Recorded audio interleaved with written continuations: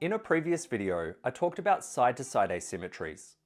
For instance, how strong your left arm is compared to your right. In this video, I'll be talking about balance across a joint or between different lifts. For instance, how strong your quads are compared to your hamstrings, or your dip strength relative to your chin-up. You may have heard fitness influencers talk about the importance of structural balance. Some even recommend precise ratios to aim for. They may say your shoulder external rotation for 8 reps should be 9% of your close grip bench press 1 rep max.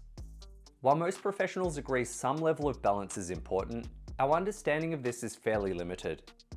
As with many other topics, more research is needed before we can give clear recommendations. However, it's unlikely there are exact ratios we should aim for. With most things, normal exists on a spectrum rather than as a single point. This is because there's a lot of normal and healthy variation between individuals. In addition to finding the midpoint, we need to consider what deviation from it is considered acceptable. Even with normative data from the general population, we can't necessarily apply this to athletes. This is because good athletic performance by definition relies on being far from normal. Flexibility scores for a gymnast would be very different from those of non-athletes. Different sports also favour different attributes. For example, pulling strength is more important for rock climbing than pushing strength. You'd expect climbers to have higher relative pulling scores. Hand balancing and breakdancing rely more on pushing strength.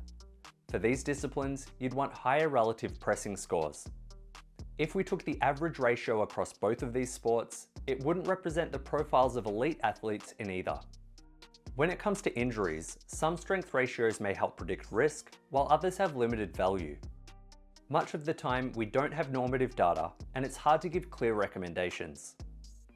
Theoretically, it makes sense that being strong on both sides of a joint would enhance stability. For this reason, some coaches advocate for balancing every exercise with an equivalent and opposing option. For instance, doing the exact same number of sets for vertical pulling and pushing exercises. While it's a good idea to train both sides of a joint, you don't need to be so strict in your programming. Rock climbers do much more pulling than pushing, and the opposite is true of hand balancers. Despite this, many have healthy shoulders and long careers in both sports. Personally, I think it's wise to build strength with a variety of movements and ensure both sides of a joint are addressed. Roughly balancing pushing with pulling is a good idea, but there's no precise equation you must follow. Finally, it's totally normal to be better at one type of movement. This can be due to training history or your anatomy, such as where certain tendons insert.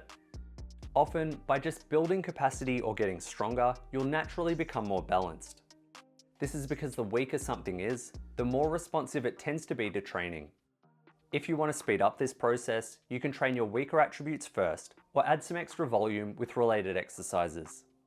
If you want to work on pulling strength, you may start with these exercises and do a few extra sets relative to pushing. In summary, this is an area of research where a lot of uncertainty remains.